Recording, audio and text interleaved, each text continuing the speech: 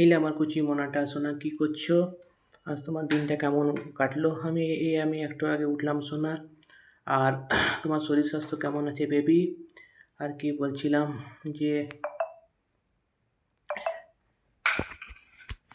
তারপর তোমার কাজকর্ম কেমন চলছে? আর তোমাকে কি বলবো, একটা কথা রোজ রোজ কি নতুন করে বলবো আমি জানি না সোনা। আমি তো কোনো সিদ্ধান্তে উপনীত হতে পারছি না। আমি সাধকদের বসায় বসে আছি, বড় বড় সাধকদের কথাই। যাই হোক, হনুমানজি তো পথ দেখাবে, লোকনাথ বাবা তো পথ দেখাবে, কিছু তো একটা ওনারা করবেন। তো যদিও আমাদের সম্পর্কের কোনো অগ্রগতি হবে না সোনা, আমাদের সম্পর্কে বিরাট বাধা আছে সোনা, আমাদের দাম্পত্য জীবন বেশি দিন টিকবে না সোনা। এই কথাটা তোমাকে আমি আগেও বলেছি সোনা যে আমার দাম্পত্য জীবন বেশি দিন টিকবে না। তাই তুমি আমাকে ছেড়ে দাও সোনা, তোমাকে যারা। আচ্ছা, তাছাড়া তুমি এখানে এসে আমার কাছে থাকতে পারবে না সোনা, তুমি তোমার নিজের জীবনযাত্রা ছেড়ে আমার কাছে এখানে এসে থাকতে পারবে না। রান্নাঘরের মধ্যে কি তুমি তোমার সারা জীবনটা কাটাতে পারবে? আর আমার চিন্তাধারার সাথে তোমার চিন্তাধারা কখনো মিল খাবে না সোনা।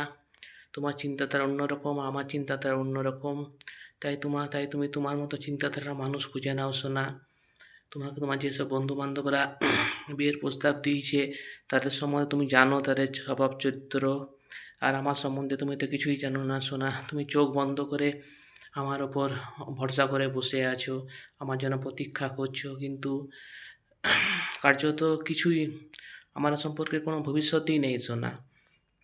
সেটা তো তুমিও ভালো করে বুঝতে পারছো। তোমার সঙ্গে আমার গতের মিল কখনো হবে না সোনা। তাই তুমি আমাকে আমার অবস্থায় ছেড়ে দাও সোনা। তুমি সংসার করো না বেবি, আর আমার কথা চিন্তা করো না বেবি। তুমি কোনো ধনী রূপবান পুরুষ দেখে বিয়ে করো নাও সোনা। আমাকে আমার অবস্থায় ছেড়ে দাও সোনা। কি হবে আমাকে আমার সঙ্গে সংসার করে কি হবে? তুমি আমার সঙ্গে তোমার মনের মিল কখনোই হবে না সোনা। তোমার চিন্তাধারা অন্যরকম, আর আমারটা অন্যরকম। যাই হোক সোনা, আই লাভ ইউ। এই আমার কুচি মনাটা।